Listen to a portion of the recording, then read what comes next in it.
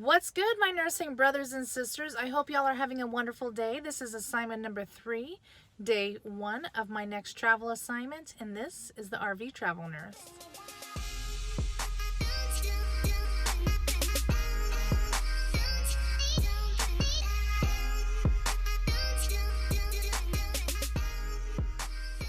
So like I said in the intro video, this is day number 1 of my 3rd travel assignment. I'm super excited because anytime I start something new, that means I'm in a new area and I get to experience new things. However, I am super early. I'm not supposed to be here until 8:30. It's not even 8 o'clock yet. So I figured, why not sit in the car and just have a little chit chat with my nursing brothers and sisters who watch my channel. So with anything in travel nursing, you have to really expect the unexpected. So I am starting at this hospital. I literally only have today's schedule, and that is show up at 8:30, bring your ID so that they can do your badge, and that's all I know.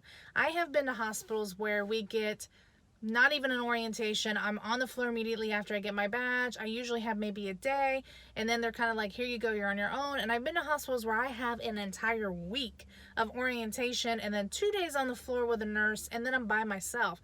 So as with anybody in the travel nurse community will tell you, you really have to be flexible in what it is that you do. So I just completed my day 1 of orientation in the hospital. Unfortunately, the hospital wasn't really ready for me to start working yet. My logins and my access were not readily available for me, so I didn't really have much of a long day. I was only there about until 11 o'clock. But I am looking forward to hopefully tomorrow, fingers crossed, that they have my access prepared. I will tell you, when I went in today, I was informed that I'm not getting any hospital orientation, which is perfectly fine. They gave me a packet full of policies regarding HIPAA, restraints, all of those things, as well as a quiz. I completed the quiz, I turned that in. They took my badge picture, I received my badge, and then I went onto the floor, but again, unfortunately, I just didn't have access to anything in the hospital.